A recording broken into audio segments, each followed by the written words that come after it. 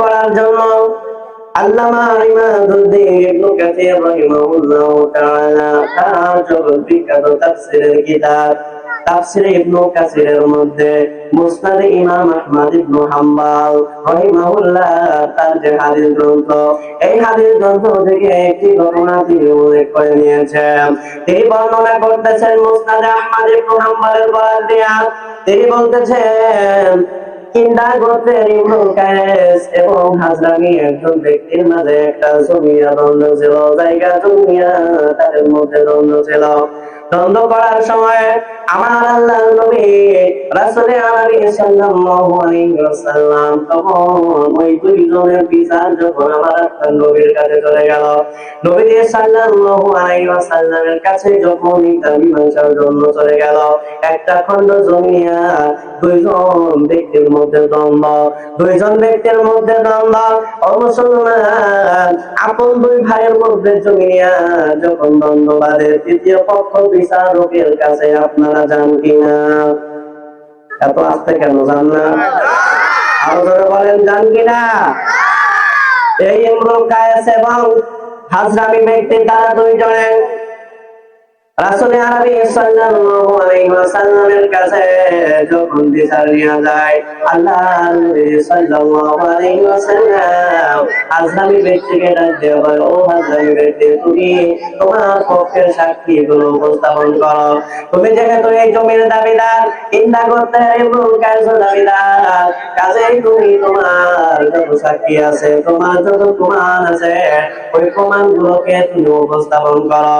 তোমার প্রমাণগুলো উপস্থাপন করো। হাজরামি ব্যক্তি আল্লাহর নবীকে ডাক দিয়ে বলে, ইয়া রাসূলুল্লাহ, আমার পক্ষের তো কোনো সাক্ষী নাই, আমার কোনো প্রমাণ নাই।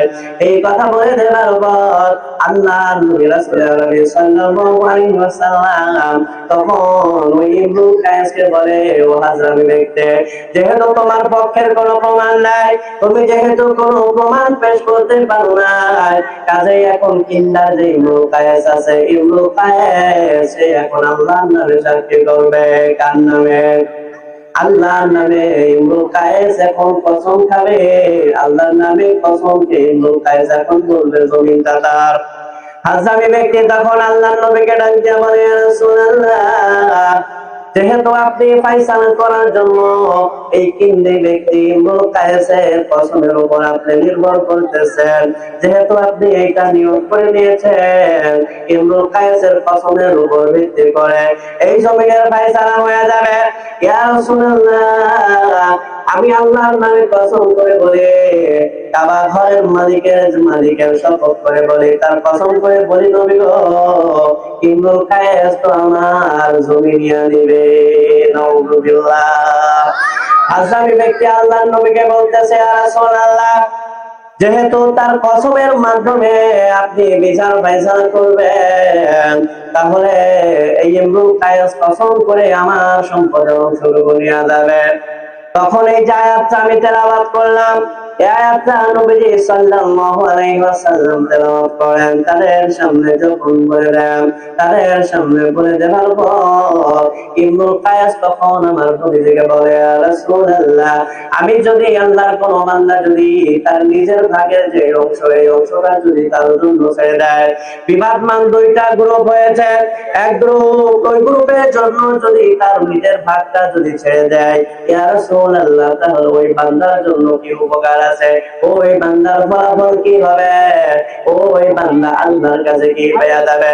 রাসূল আরবি সাল্লাল্লাহু আলাইহি ওয়াসাল্লাম তখন ওই ইবনুল কায়েসকে ডাক দিয়ে বলে, ইবনুল কায়েস রে, ও ইবনুল কায়েস, ওই ব্যক্তি যে নিজের অংশ তার ভাইয়ের জন্য ছেড়ে দেয়, নিজের ভাগের অংশ তার ভাইয়ের জন্য ছেড়ে দেয়, আমার নবী সাল্লাল্লাহু আলাইহি ওয়াসাল্লাম ডাক দিয়ে বলেন, ওই ব্যক্তি আল্লাহর তৈরি জান্নাত পেয়ে যাবে।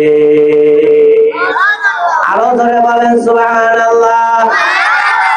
নবী সাল্লাল্লাহু আলাইহি ওয়াসাল্লাম বলেন, ইবনুল কায়েস রে, নিজের ভাগের অংশ যদি কেউ ছেড়ে দিয়ে দেয়, তাহলে সে আল্লাহর তৈরি জান্নাত পেয়ে যাবে।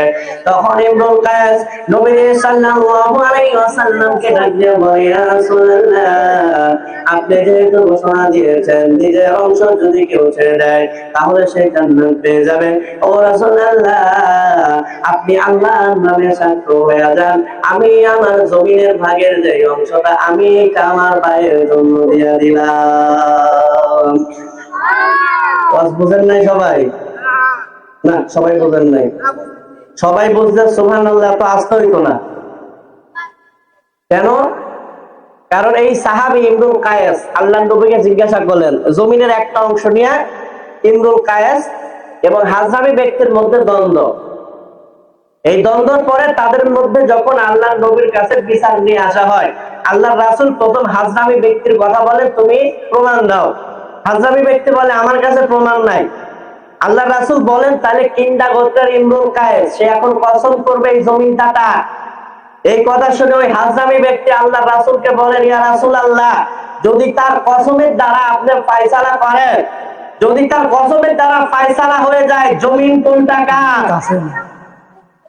জমিন কোনটা কার, অথবা পুরা জমিন কার, তাহলে সে তো আপনার নামে কসম করে দিয়ে সে পুরা জমিন নিয়ে নেবে। আল্লাহর রাসূল তখন এই সূরা আলে ইমরানের 77 নম্বর আয়াতে কারিমা পাঠ করে শোনায়। তখন ইমরুল কায়েস বলেন, ইয়া রাসূলুল্লাহ, কোন মানুষ যদি তার নিজের অংশ তার ভাইয়ের জন্য ছেড়ে দেয়, তাহলে সে কি পাবে? আল্লাহর রাসূল বললেন, সে জান্নাত পাবে। কি পাবে? আরো জোরে বলেন, কি পাবে? তখন ইমরুল কায়েস বলে, ইয়া রাসূলুল্লাহ, তাহলে আমি আল্লাহর জান্নাতের বিনিময়ে আমার ভাইয়ের জন্য এই জমিনে আমার যে অংশ আছে এইটা আমি তারে দিয়ে দিলাম। না, এবারও বুঝেন না। আগের বার তো টেনে বলছি, একটা সমস্যা ছিল, এবার তো টেনে বলি নাই। নিজের অংশটুকু ছেড়ে দিচ্ছে কার জন্য? তার ভাইয়ের জন্য। তার ইচ্ছা কি? সে আল্লাহর তৈরি জান্নাত নেবে, কিন্তু নিজের অংশ তার ভাইকে দিয়ে দিল। এখন হাজরামি ব্যক্তি এবং এই যে ইমরুল কায়েস কিন্দা করতে, তারা আপন ভাই ছিলেন? কথা কয় না। তারা কি আপন ভাই? তারা এক এলাকারও না, দুইজনের এলাকা দুই জায়গা। এরপরেও এই যে ছেড়ে দিল, নিজের ভাগের অংশ ছেড়ে দিল, এইটা ছেড়ে দিয়ে সে কি চায়? সে আল্লাহর তৈরি জান্নাত চাই। সুবহানাল্লাহ বলবেন কিনা মুসলমান? এই দুইজন মানুষের মধ্যে শুধুমাত্র একটা সম্পর্ক ছিল, সেটা হলো তারা দুইজন মুসলমান। এই দুইজন মানুষের মধ্যে শুধুমাত্র একটা পরিচয় ছিল, তারা দুইজনই বলে লা ইলাহা ইল্লাল্লাহ। তারা দুইজনের মধ্যে একটা পরিচয় ছিল, তাদের দুইজনের নেতা রাসূল আরবি সাল্লাল্লাহু আলাইহি ওয়াসাল্লাম শুধুমাত্র এই কালিমার ওজনে, শুধুমাত্র আল্লাহকে ভালোবেসে, আল্লাহর নবীকে ভালোবেসে একজন ভাই আরেকজন ভাইয়ের জন্য জান্নাত লাভের আশায় তার নিজের ভাগের জমি পর্যন্ত ছেড়ে দিয়েছে। সুবহানাল্লাহ। আরাম লাগিয়া ভাতিজার মাথার মধ্যে চাচা বাড়ি মারে, ভাতিজা গিয়ে আবার চাচার মাথার মধ্যে বাড়ি মারার সুযোগ করে। তাহলে মুসলমান এইবার বোঝার ব্যাপার হইল, দুইজন মানুষ যাদের মধ্যে শুধুমাত্র পরিচয় একটা, তারা দুইজন মুসলমান, তাদের কালিমা এক, তাদের মালিক এক, তাদের নবী এক। এই পরিচয়ের কারণে তারা যে আল্লাহর বান্দাদের মধ্যে কত মিল বন্ধন তৈরি করেছিল, নিজের জায়গা ছেড়ে দিল। ও মুসলমান, সেই জায়গা আমি আপনি কি আপন ভাইয়ের জন্য আধা জায়গা ছাড়তে পারি? না।